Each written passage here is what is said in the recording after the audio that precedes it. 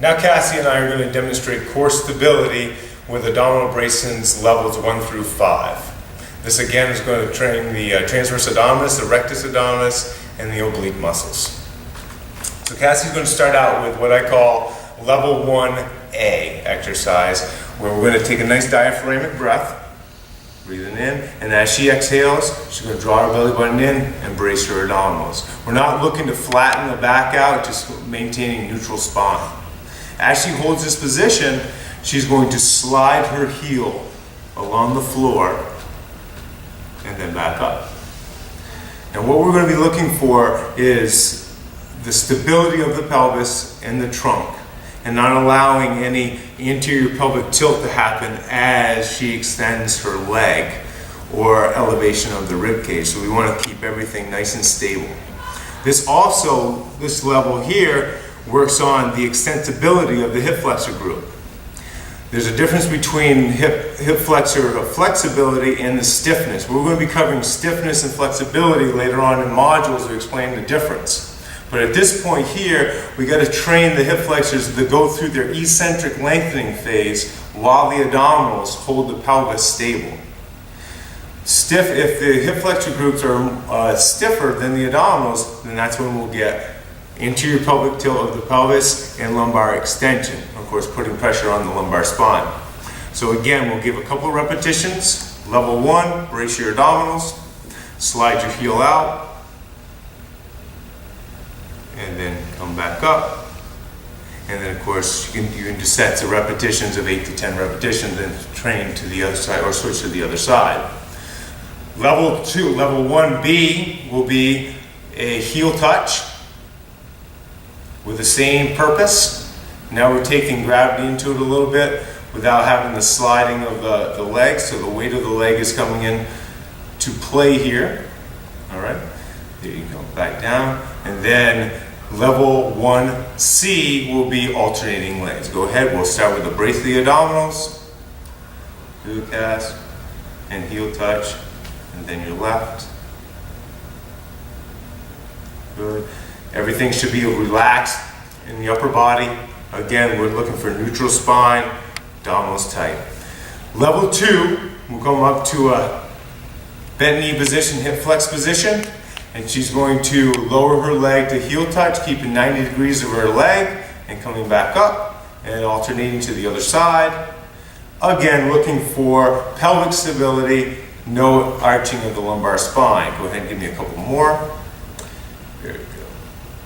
Other compensations that can happen is that you start to get into a knee pump here, which will assist the abdominals in stabilizing the pelvis.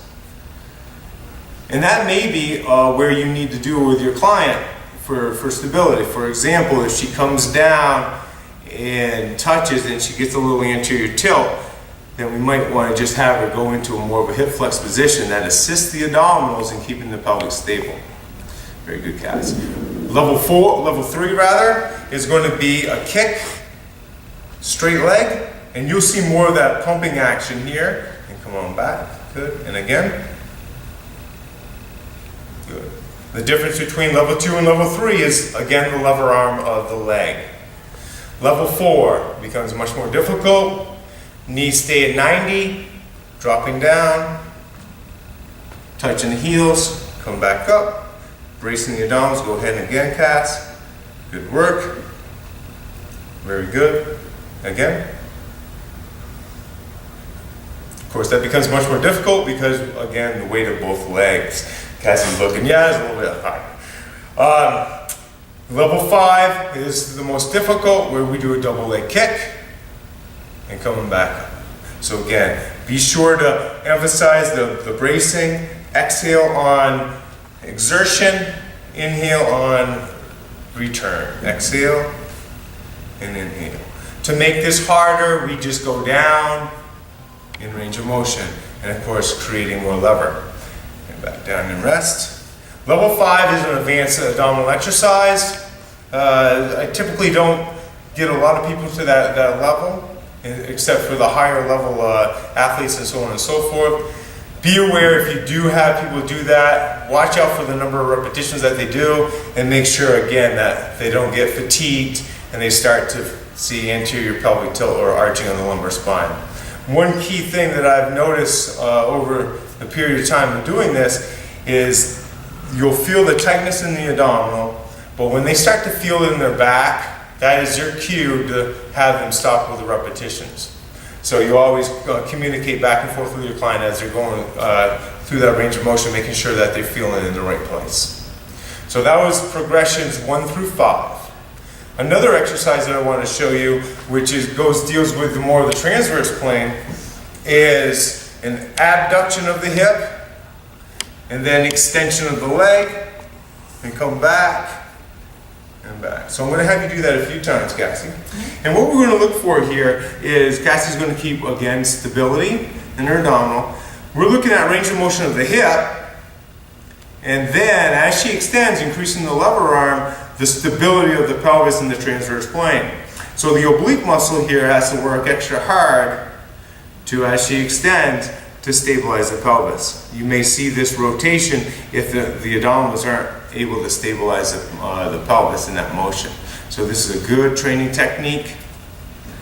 Perfect. Start with the knee up. Just be aware that most people will let their knees go out to counterbalance to assist the abdominal. Good. The final progression I do with this is leg straight and then out here. Perfect. Focusing right on the abdominals, proving that there's stability. I usually have their hands come right up here and teach people what we're looking for about the abdominal stability. Go ahead and a couple more. Good. Perfect job. How does that feel, guys? Again, looking for movement of the pelvis in the transverse plane or anterior tilting or arching of the low back. So that's another variation of this abdominal bracing using our leg as a driver.